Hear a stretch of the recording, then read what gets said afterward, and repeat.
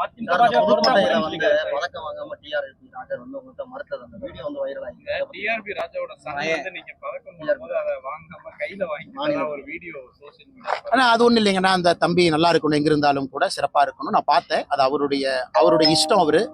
அவர் யாரு கையில பதக்கம் வாங்கணும், யாரு கையில பதக்கம் வாங்கக்கூடாது என்பது ஒரு மனிதருடைய இயல்பு. என்னை பொறுத்தவரை டிஆர்பி ராஜா அவருடைய மகன் எங்கிருந்தாலும் கூட சிறப்பா இருக்கணும், இந்த துறையில சாதனை பண்ணணும், ஒரு பெரிய மனிதரா வளரும் என்று நான் மனதார வாழ்த்துகின்றேன். அது என் கையில பதக்கம் வாங்க மறுத்துட்டாரு, இன்னொருத்தர் கையில வாங்கினா எனக்கு அது முக்கியம் இல்லைங்கன்னா, நல்ல மனிதரா வரணும், அது மட்டும் தான் என்னுடைய. குறிப்பா சில முன்னாள் அமைச்சர்கள், சட்டமன்ற உறுப்பினர்கள் அதிமுக என்ன பேசுறாங்கன்னா, அண்ணாமலையே வந்து எடப்பாடி பழனிசாமிய முதல்வராக பேசிட்டாரு, இதுவே நம்ம வலிமையா இருக்கிறதுக்கான ஒரு எடுத்துக்காட்டு அப்படின்லாம் கூட மதுரையில ராஜன் சிலப்பா பேசுறாங்க. கட்சி அண்ணாமலையே சொல்லிட்டாங்க அப்படின்னு இல்லைங்கன்னா, இதுல என்னன்னா, அண்ணாமலை இந்த கட்சியினுடைய ஒரு தொண்டனுங்கன்னா, இது அண்ணாமலை எப்பொழுதும் உணர்கின்ற ஒரு மனிதன் இந்த கட்சியில தொண்டனாக இருப்பது எனக்கு ஒரு பெருமைங்கன்னா. மற்ற எல்லா பதவிகளும் கட்சி கொடுப்பது. ட்ரெண்ட ஃப்ரெண்ட் ஆக்கிக்கோங்க. தந்தி டிவியின் சப்ஸ்கிரைபர்ஸ் அண்ட் ஃபாலோவர்ஸ் குடும்பத்துல நீங்களும் இணையுங்க.